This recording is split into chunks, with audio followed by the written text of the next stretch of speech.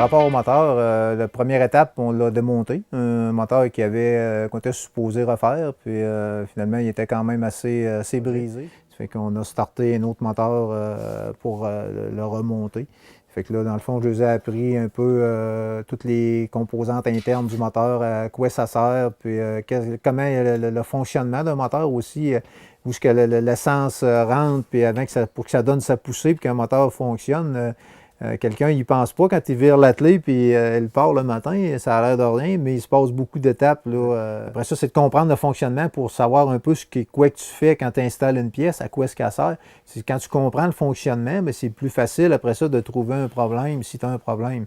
Fait que avoir développé une certaine dextérité aussi à travailler avec des outils, soit à l'air, soit manuel, ou comme tantôt, on mesurait les springs de valve, tout ça, c'est plus dans le côté performance, mais même en normal, un véhicule normal, il faut que ça soit vérifié aussi pour être certain que si c'est un moteur qu'on rebâtit, qu'il soit stock ou modifié, il faut avoir les bonnes pressions pour les springs, ainsi de suite, puis les valves, les bonnes clairances, puis un tour complet. Ce qu'on fait dans le fond, c'est qu'on réinstalle les valves dedans pour être capable d'aller mesurer nos hauteurs pour nos tensions de spring versus nos hauteurs de tension. Là, tu mets ça entre les deux sites. Tu mets ton réteneur entre les deux. On va aller lire notre hauteur aussi. Il y a des chiffres gradués ici là, sur le chose. Là. Donc, tu commences à 6, 7, 8 là, environ. Là. Je ne les vois pas toutes. Là. Ouais, 9. Puis sur l'autre cadran ici, t'es quoi vis-à-vis? 10. Fait 1 pouce 910.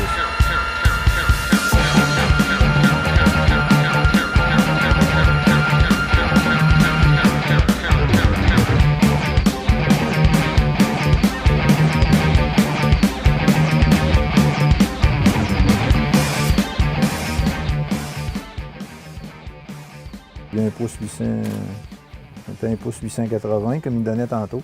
Ça nous donne la pression qu'il faut installer.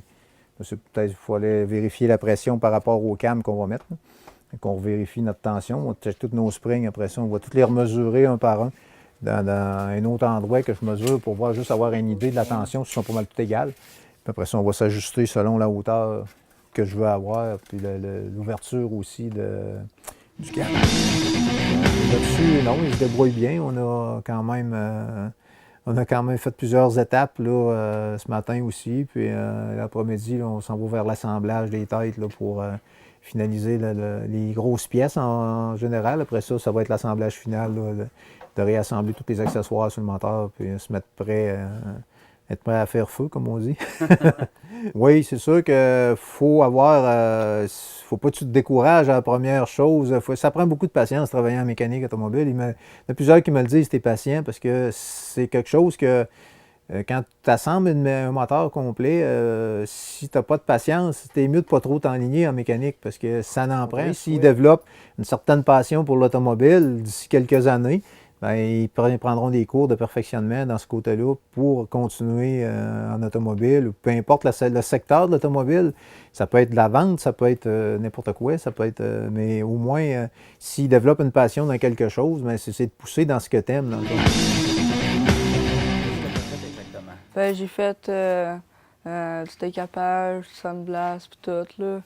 Puis le début, on a enlevé les bains, puis toutes sortes d'affaires de même, là. Ben, c'est pas mieux de faire des cahiers puis tout ton travail puis tout. Là. Ben, son foin, il t'aide quand t'as besoin puis ils sont tout le temps là, genre.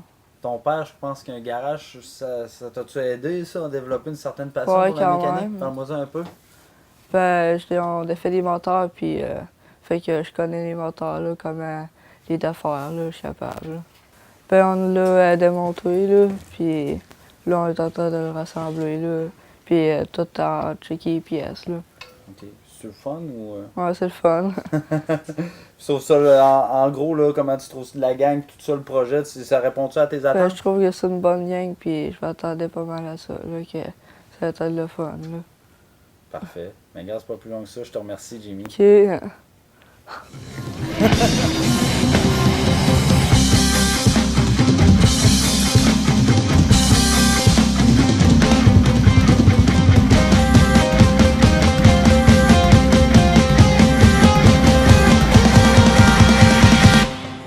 semaine, on a peinturé l'auto, une fois pour toutes.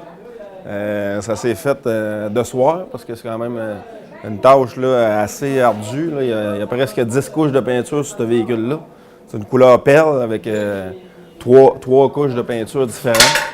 Ça fait que ça s'est fait de soir. On a fini ça à 7 heures dans la nuit, là, pour que l'auto soit prête. On commence à remonter, on commence à mettre du chrome. Tout ce qu'on pose, là, ça reste sur l'auto, on ne leur demande plus. Oui, c'est ça. Le propriétaire, Patrick, avait trouvé ce design-là, puis même il a été amélioré un petit peu. Fait que, on veut faire quelque chose de différent. Là.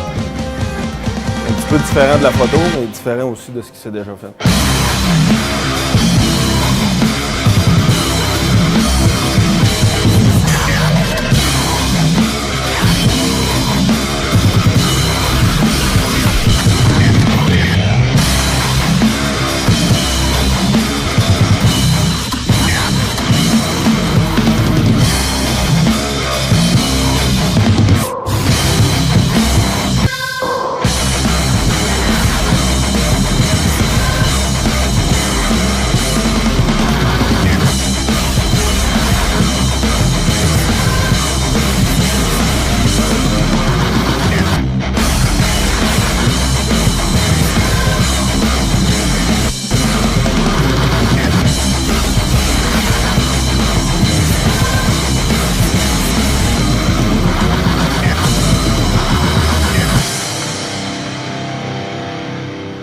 Mais il reste le polissage, tout le sablage de l'auto, ça va tout être ressablé jusqu'à du 4000. Après ça, ça va être poli à grandeur, comme une vitre. Oui, oui, oui. C'est sûr que là, ça devient de plus en plus complexe. C'est pour ça que plus ça va aller vers la fin, on va réduire les équipes là, à 4 pour qu'on puisse mieux les coacher, parce que là, c'est des tâches de finition, puis on peut plus se permettre de recommencer des opérations rendues à ce point-ci. Fait que, la peinture, surtout un blanc à perle comme ça, c'est dur à matcher. Mettons qu'il y aurait une égratignure, ça serait bien dur de matcher la couleur. Fait que là, faut pas trop faire d'erreurs. Pour ne pas dire, faut pas en faire. On va arriver à temps au salon d'auto? Il faut. Jour et nuit, il faut, mais on va être à temps, c'est sûr. Merci, Christian. Merci.